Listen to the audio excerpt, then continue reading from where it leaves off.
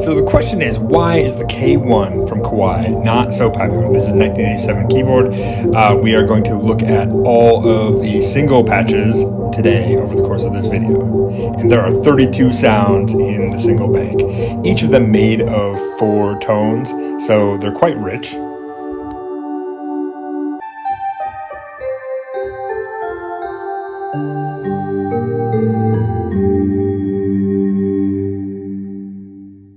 And as you can see here, I can turn each of the sounds on and off, so I can have each of those 4 patches running, and I can change basically all of the parameters, the wave, the volume, the tuning on every one of them. So I can really build a pretty complex sound, but I only have 32 presets.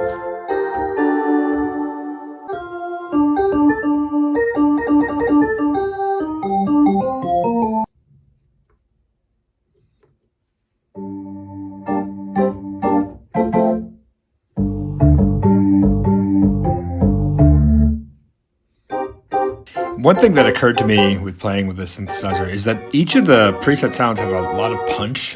They're not like low tack pads per se, so they all have kind of a pad-like quality to it because we've got 4 tones playing together, but they still have some punchiness to it. So you can use them really nicely with something like a step sequencer, which we'll do in a bit.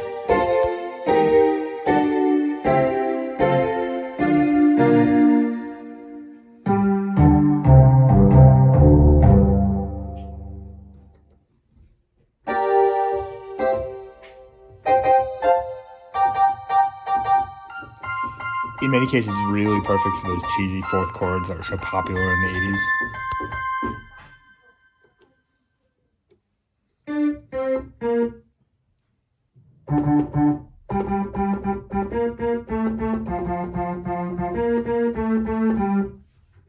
Some of these singles patches have a split, which is interesting. Not really my game. I'll just usually have another keyboard if I need 2 sounds.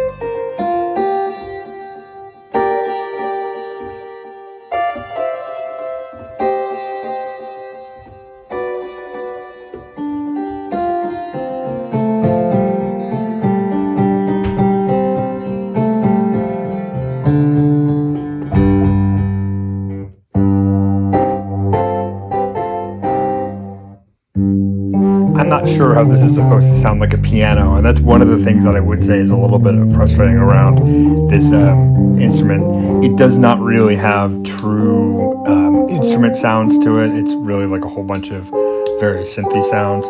I think they're great, but at the same time, maybe that's part of the reason why it was not so popular.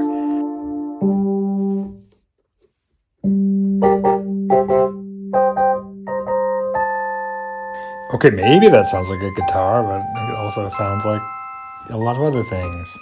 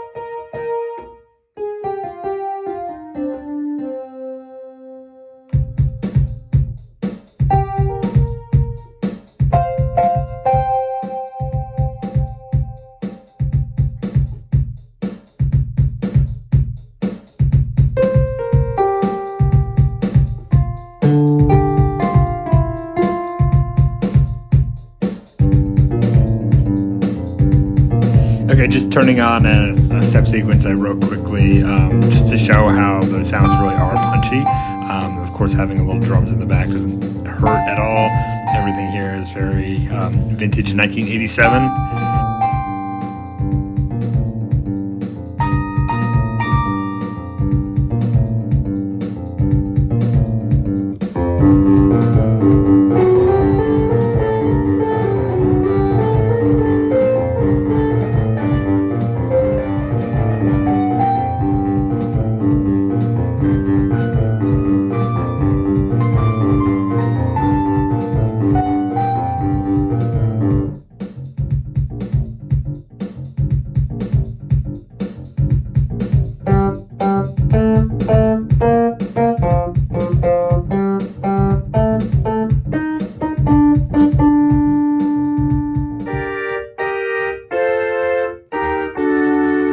I guess I lied. There are definitely in the C-Bank a bunch of good organ sounds. There's one that's called Leslie, which has, of course, a Hammond B3 Leslie.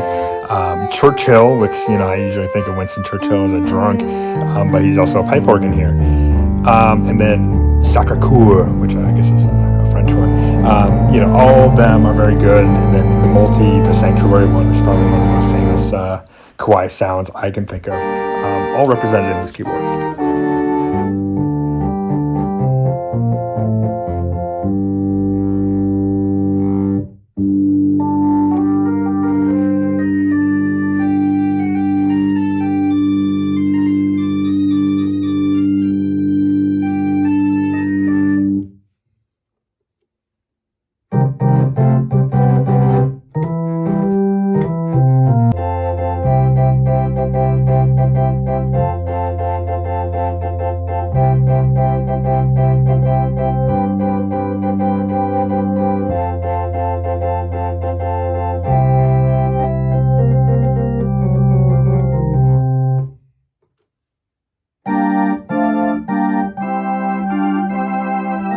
Sure, it sounds pretty good. It's got that kind of Leslie feel, but I think these were kind of ubiquitous in the day. I think on like the later Kawais, the KC-20, they actually just called it Leslie because Leslie sounds just lame.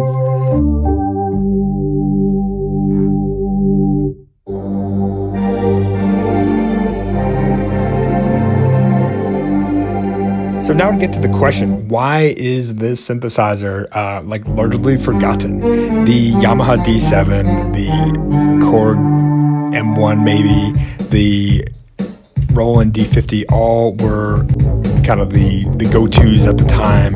And I think this synthesizer, while trying to compete, lacked the exposure, lacked the marketing to beat or compete with those instruments. And it's kind of a shame because Kawai is a big manufacturer. They make a lot of good pianos, a lot of good electric pianos. They make a whole bunch of crappy guitars and other stuff too. But I think in the 80s, just thinking about some of the analog synths they had and the K4, the K1 here, really had a foothold in the synthesizer market at a time when synthesizers were really big and pretty popular. So it's a shame that after this instrument, the next generation of Kawais all kind of were awful. And those are the ones I was first exposed to. So I hated Kawai forever. I'm definitely going to go look out for more vintage Kawai gear from pre-1990 because I do think that there's a lot of good stuff here.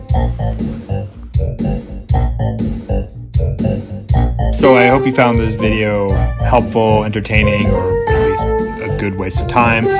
If you did, or if you hate me enough, do like and subscribe so I can share more with you.